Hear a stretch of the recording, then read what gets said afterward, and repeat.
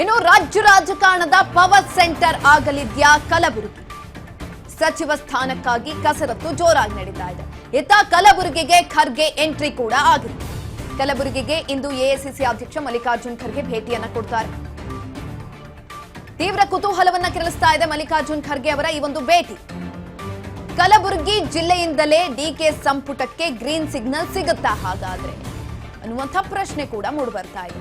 ರಾಜ್ಯ ರಾಜಕಾರಣದ power centre ಕೂಡ ಆಗ್ತಾ ಇರುವಂಥದ್ದು.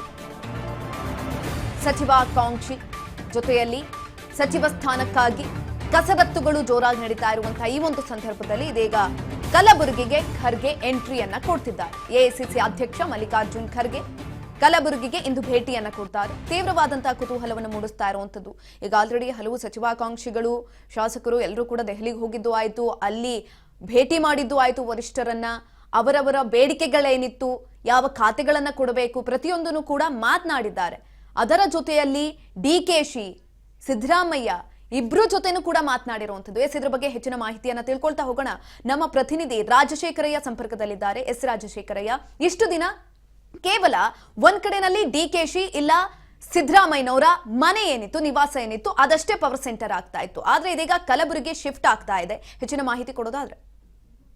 ಹೌದು ಸುಕನ್ಯಾ, ಏನಂದ್ರೆ ಬಹುತೇಕ ಸಿದ್ದರಾಮಯ್ಯನವರ ಮನೆ ಕಡೆ ಹಲವಾರು ಸಚಿವಾಕಾಂಕ್ಷಿಗಳು ದೌಡಾಯಿಸ್ತಿದ್ರು, ಡಿಕೆಶಿ ಅವರ ಮನೆ ಕಡೆ ದೌಡಾಯಿಸ್ತಿದ್ರು. ಆದ್ರೆ ಇದೀಗ ಎಲ್ಲರ ಪಟ್ಟಿಯನ್ನ ತೆಗೆದುಕೊಂಡು ಡಿ ಕೆ ಶಿವಕುಮಾರ್ ಅವರು ಮುಖ್ಯಮಂತ್ರಿ ಆಗ್ಲಿಕ್ಕೆ ಹೊರಟಿದ್ದಾರೆ. ಅವರು ದೆಹಲಿಗೆ ಹೊರಟಿರ್ತಕ್ಕಂಥದ್ದು. ಆದ್ರೆ ದೆಹಲಿ ಅಂದ್ರೆ ಕಾಂಗ್ರೆಸ್ನ ಹೈಕಮಾಂಡ್ ಇದೀಗ ಕಲಬುರಗಿಯತ್ತ ಮುಖ ಮಾಡಿರ್ತಕ್ಕಂಥದ್ರೆ ಮಲ್ಲಿಕಾರ್ಜುನ್ ಖರ್ಗೆ, ಎಐಸಿಸಿ ಅಧ್ಯಕ್ಷರಾದಂತ ಮಲ್ಲಿಕಾರ್ಜುನ್ ಖರ್ಗೆ ಅವರು ಇದೀಗ ಕಲಬುರಗಿಗೆ ಆಗಮಿಸ್ತಾ ಇದ್ದಾರೆ. ಹೀಗಾಗಿ ಕಲಬುರಗಿ ಪವರ್ ಸೆಂಟರ್ ಆಗುತ್ತಾ ಅನ್ನುವಂಥದ್ದು ಪ್ರಶ್ನೆ ಮೂಡ್ತಾ ಇರುವಂತದ್ದು. ಯಾಕಂದ್ರೆ ಕಳೆದ ರಾತ್ರಿ ದೆಹಲಿಯಿಂದ ಹೈದರಾಬಾದ್ಗೆ ಬಂದು ವಾಸ್ತವ್ಯ ಹೊರಟಿರ್ತಕ್ಕಂಥ ಮಲ್ಲಿಕಾರ್ಜುನ್ ಖರ್ಗೆ ಅವರು ಇವತ್ತು 9 ಗಂಟೆಗೆ ದೆಹಲಿ ಹೈದರಾಬಾದ್ ನಿಂದ ವಿಶೇಷ ವಿಮಾನದಲ್ಲಿ 9:40ಕ್ಕೆ ಕಲಬುರಗಿ ವಿಮಾನ ನಿಲ್ದಾಣಕ್ಕೆ ಬಂದಿಳಿಯಲಿದ್ದಾರೆ. ಇಲ್ಲಿ ಸ್ಥಳೀಯ ಕಾರ್ಯಕ್ರಮಗಳಿಗೆ ಅಟೆಂಡ್ ಮಾಡೋದ್ರ ಮೂಲಕ ಕಲಬುರಗಿಯಲ್ಲಿ ಇವತ್ತು ವಾಸ್ತವ್ಯವನ್ನ ಹೂಡಲಿದ್ದಾರೆ. ನಾಳಿನ ಒಂದು ಕಾರ್ಯಕ್ರಮ ಇನ್ನೂ ನಿಗದಿಯಾಗಿಲ್ಲ. ಹಾಗಾಗಿ ಸಚಿವಾಕಾಂಕ್ಷಿಗಳು ಕಲಬುರಗಿಯತ್ತ ದೌಡಾಯಿಸ್ತಾರ ಅನ್ನುವಂಥದ್ದು ಕೂಡ ಇಲ್ಲಿ ಕಂಡು ಬರ್ತಾ ಇರ್ತಕ್ಕಂಥದ್ದು. ಯಾಕಂದ್ರೆ ಈ ಒಂದು ರಾಜ್ಯ ರಾಜಕಾರಣ, ಇಡೀ ರಾಜ್ಯ ರಾಜಕಾರಣ ಇದೀಗ ಕಲಬುರಗಿಯತ್ತ ಮುಖ ಮಾಡಬಹುದು. ಯಾಕಂದ್ರೆ ಈಗ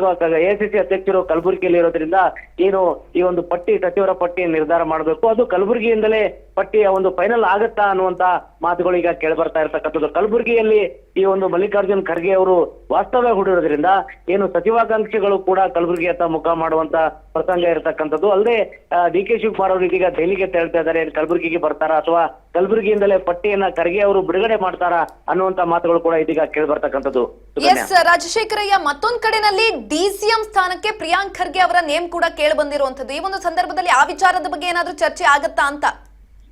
ಹೌದು, ಇದೀಗ 9:40ಕ್ಕೆ ಕಲಬುರಗಿಗೆ ಆಗಮಿಸ್ತಾರ. ಕಲಬುರಗಿಗೆ ಆಗಮಿಸಿದ ನಂತರದಲ್ಲಿ ಈ ಒಂದು ಬೆಳವಣಿಗೆಗಳು ಆರಂಭ ಆಗ್ತವೆ. ಯಾಕಂದ್ರೆ ಸಚಿವ ಪ್ರಿಯಾಂಕ್ ಖರ್ಗೆ ಅವರಿಗೆ ಡಿಸಿಎಂ ಹುದ್ದೆ ನೀಡಬೇಕು ಅನ್ನೋಂಥದ್ದು ಕಲಬುರಗಿ ಭಾಗದ ಶಾಸಕರುಗಳ ಕೂಡ ಒತ್ತಾಸೆ ಆಗಿರ್ತಕ್ಕಂಥದ್ದು. ಅಲ್ಲದೆ ಒಂದು ಅಭಿವೃದ್ಧಿಗಾಗಿ ಅವರನ್ನ ಈ ಒಂದು ಉಪಮುಖ್ಯಮಂತ್ರಿಯನ್ನಾಗಿ ಮಾಡಬೇಕು ಅನ್ನುವಂಥದ್ದು ರಾಜ್ಯದಲ್ಲಿ ಕೇಳಿ ಬರ್ತಕ್ಕಂಥದ್ದು. ಅಲ್ಲದೆ ಎಐಸಿಸಿ ಅಧ್ಯಕ್ಷರ ಆದಂತ ಮಲ್ಲಿಕಾರ್ಜುನ್ ಖರ್ಗೆ ಅವರ ಸುಪುತ್ರ ಕೂಡ ಆಗಿರೋದ್ರಿಂದ ಈ ಒಂದು ಪಟ್ಟಿ ಫೈನಲ್ ಆಗೋದು ಹೈಕಮಾಂಡ್ ಅಂದ್ರೆ ಮಲ್ಲಿಕಾರ್ಜುನ್ ಖರ್ಗೆ ಅವರ ಬಳಿಯಲ್ಲಿ. ಹೀಗಾಗಿ ಒಂದು ಡಿಸಿಎಂ ಸ್ಥಾನ ಖಚಿತ ಆಗುತ್ತೆ ಅನ್ನುವಂತ ಮಾತುಗಳು ಎಲ್ಲೆಡೆ ಕೇಳಿ ಬರ್ತಕ್ಕಂಥದ್ದು. ಆದ್ರೆ ಇವತ್ತು ರಾಜ್ಯ ರಾಜಕಾರಣ ಇವತ್ತು ನಾಳೆ 2 ದಿನಗಳ ಕಾಲ ಕಲಬುರಗಿಯಲ್ಲಿ ವಾಸ್ತವ್ಯ ಹೂಡ್ತಾ ಇದ್ದಾರೆ ಮಲ್ಲಿಕಾರ್ಜುನ್ ಖರ್ಗೆ ಅವರು.